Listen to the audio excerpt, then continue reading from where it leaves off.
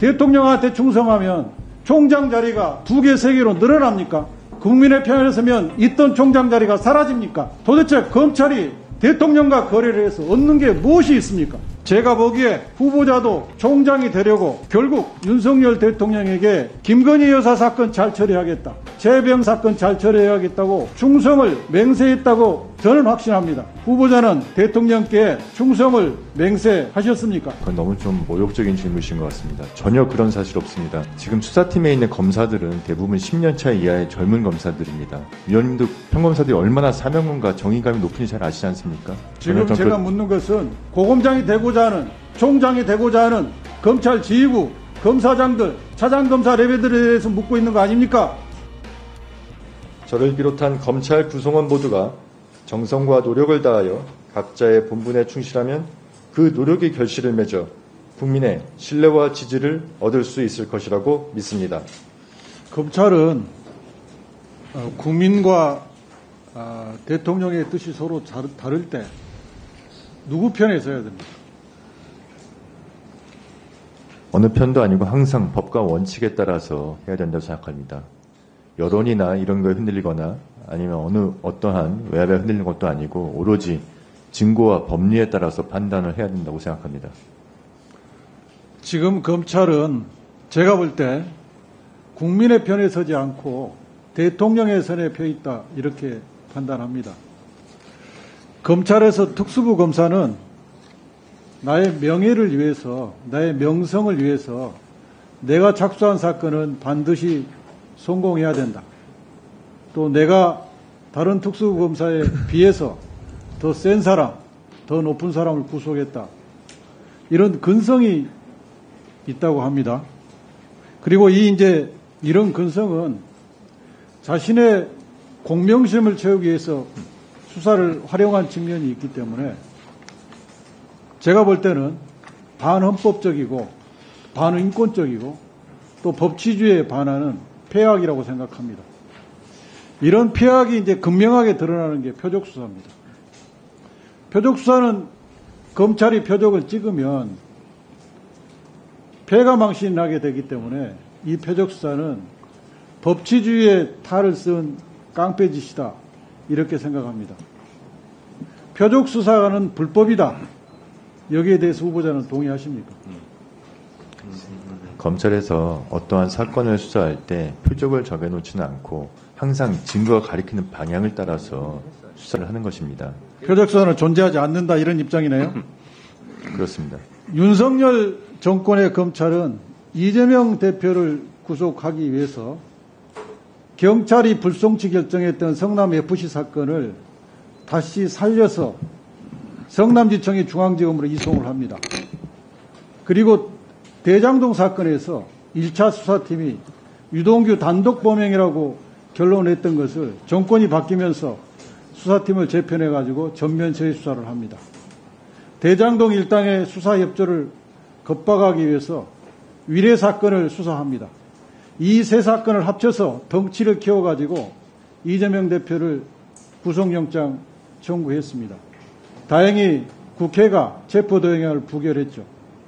구 검찰은 2차 구속을 시도하는데 경찰로부터 백현동 사건을 송치받고 변호사비 대납 사건이 실체가 없음이 확인된 쌍방울 사건을 이재명 대표를 위한 대북 송금 사건으로 둔갑시키고 또 수년 전에 끝났던 선거법 사건에서 위증교사 사건을 만들어냅니다. 이 세 사건을 중앙지검에 이송 병합해가지고 덩치를 키운 다음에 다시 영장을 청구했습니다. 다행히 법원이 현명하게 소명 부족을 이유로 영장을 기각했습니다. 그런데 영장이 기각된 중앙지검에 이미 이송됐던 쌍방울 대북 송금 사건을 다시 수원지검에 돌려보내고 10개월을 기다렸다가 이화영 1심 재판부가 유죄를 선고하자 자신들이 벌였던 관할인 수원지법에 기소합니다.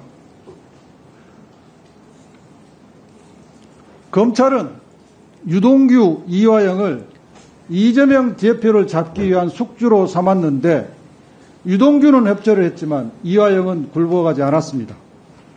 또한 선거에 패배한 후보의 말꼬리를 잡아가지고 선거법 위반으로 기소했고 수년 전에 종결됐던 사건을 뒤져가지고 이중교사 사건을 만들어냈습니다. 그러고도 이재명 대표의 추가 혐의를 잡기 위해서 눈이 벌겋습니다.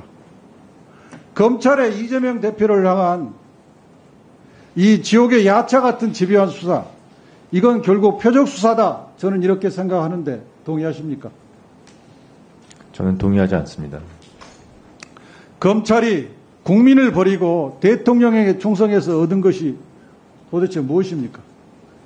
공수처법이 통과돼서 기소권과 수사권의 일부를 잃었습니다. 그리고도 국민 편에 서지 않자 이번에는 형소법이 개정돼서 수사 지휘권과 수사 개시권 대부분을 잃었습니다. 이제 수사권 전체가 사라질 상황입니다. 나만 총장, 고검장, 검사장이 되면 된다는 그 이익심 때문에 검찰 조직 전체가 죽고 있고 국민의 인권이 죽고 있고 나라의 정의가 사라지고 있습니다. 내가 총장, 고검장, 검사장이 되려고 김건희 여사 사건을 봐주고 이재명 죽이기 정치 수사를 하고 있다고 저는 생각합니다.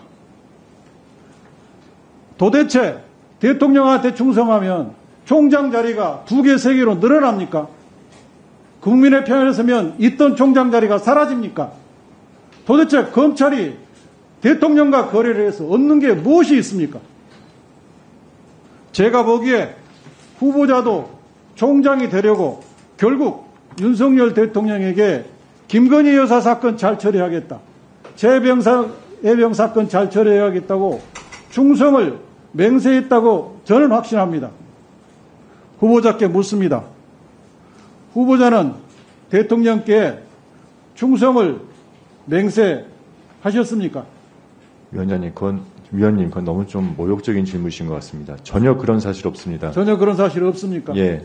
그리고 위원님 아까 말씀하셨는데 지금 수사팀에 있는 검사들은 대부분 10년 차 이하의 젊은 검사들입니다. 위원님도 평검사들이 얼마나 사명감과 정의감이 높은지 잘 아시지 않습니까? 절대로 그런 본인의 출세를 위하거나 평검사들이 지금 얼마나 더 지금 출세를 하겠다고, 그 검사장, 총장이 되겠다고 그런 목표를 가지고 지금 수사를 진행하고 있다고 생각하시는 겁니까? 지금 제가 묻는 것은 검찰 지휘부, 검사장이 되고자 하는 그 고참 검사들, 고검장이 되고자 하는, 총장이 되고자 하는 검찰 지휘부, 검사장들, 차장검사 레벨들에 대해서 묻고 있는 거 아닙니까? 그들이 본인의 출세를 위해서 검찰권과 조직을 희생시키고 있다. 저는 그렇게 주장하는 겁니다. 위원님, 지금 저희 검찰 안에서 위원님 말씀처럼 생각하는 사람이 저도 모르겠습니다. 혹시 있을지. 그런 검사들이 그 지시를 따르고 그러한 수사를 진행하겠습니까? 저는 전혀 그렇게 생각하지 않습니다. 저희 이 대화는 저도 검찰을 사랑하고 후보자도 검찰을 사랑하겠지만 지금 이 대화는 우리 검찰 조직 전체가 보고 있어요. 검찰 지휘부가 제대로 있으면 검찰이 계속해서 쪼그라지는 이런 현상이 맞겠어요? 원인이 있으니까 결과가 있는 거 아닙니까? 위원님이 걱정하시는 마음은 저도 잘 알겠습니다. 제가 총장으로 취임하게 된다면 더 일선과 소통하면서 세심하게 살펴보고 위원님 걱정하신 바가 없도록 그렇게 하도록 하겠습니다. 제발